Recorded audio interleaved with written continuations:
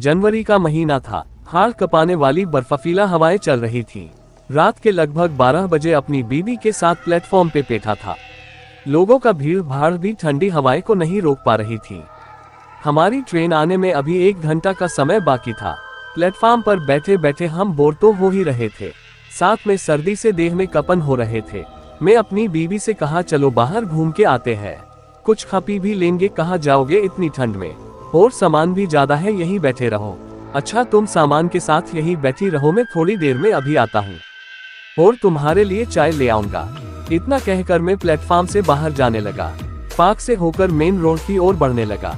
Park में अंधेरा था और ठंडी हवा चल रही थी। सर्दी में मेरा शरीर भी कांप रही थी और मैं तेजी से चलता हुआ चाय की तलाश में पार्क को पार करके रोड पर पहुंचना चाह रहा था। तभी मेरे कानों में किसी के कहराने की आवाज आई। अंधेरे में ध्यान से देखने पर पार्क के चबूतरे के पास हाथ में कटोरा लिए एक औरत पड़ी थी। मुझे लगा कोई गरीब होगी। मैं चबूतरे की तरफ मुड़ा। चबूतरे के पास पहुंचकर मुझे कुछ भी दिखाई नहीं दिया।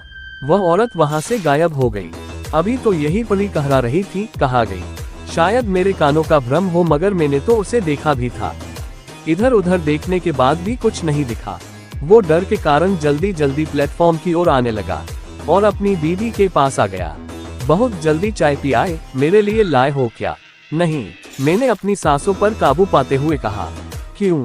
अंधेरे में पार्क से गुजरते समय कुछ महसूस हुआ, इसलिए वापस आ गया। क्या महसूस हुआ? वो सारी बातें बताया अपनी बीवी को, तो वो बोली, शायद तुम्हारा भ्रम हुआ हो।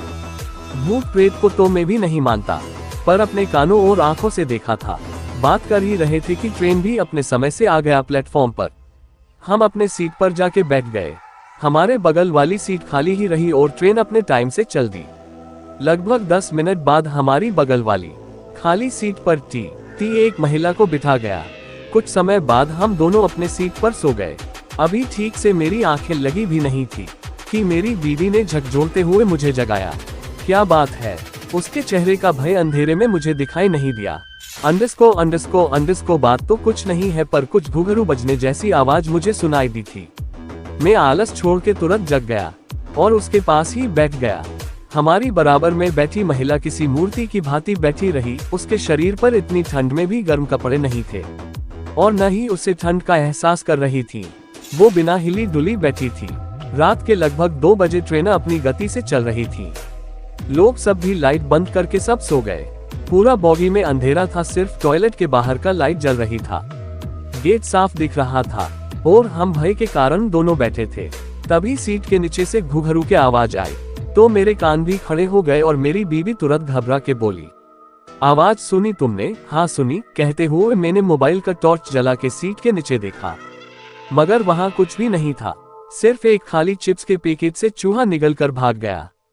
पूरी तरह संतुष्ट होकर सीट पर बैठ तो गए, मगर भय मन में अभी भी था। हम डर डर कर जैसे तैसे रात काटने की कोशिश कर रहे हैं। तभी हमारे बगल वाली औरत एकाएक झटके से उठी और अजीब हरकत करते हुए बॉगी के गेट पर जाके खड़ी हो गई। मेरी निगाहें बराबर उसका पीछा कर रही थीं। गेट पर जल रहे लाइट में उसका भयावह चेहरा साफ दिखाई देने लगा। बिखरे हुए बाल, बाहर निकले दांत और उसकी लाल लाल आंखें डरावनी लग रही थी। मेरी बीवी डर से कांप रही थी। मैं भी डरा हुआ था, मगर बेबस था। वो महिला गेट पर अजीब तरीके से अपनी चेहरे को गेट में रगड़ डाला।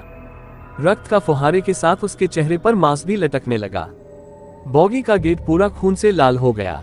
ये सब देख के हम दोनों का एक साथ चीख निकल गई। झटपट में अपनी केबिन की लाइट जला दी। लाइट जलते ही उस महिला ने तुरंत ट्रेन से बाहर छलांग लगा दी।